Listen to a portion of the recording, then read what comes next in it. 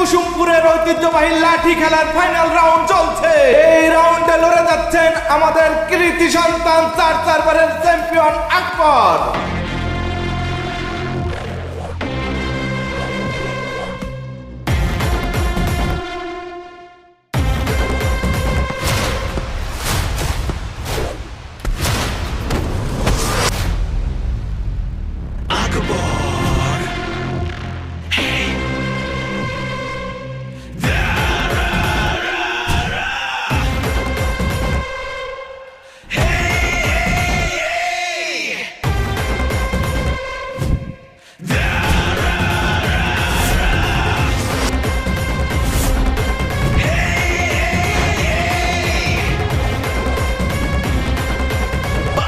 জোয়ার ভেঙে সামনে সে আগায়, অপেক্ষায় মেলে চোখ ঝরে দেখা পায়।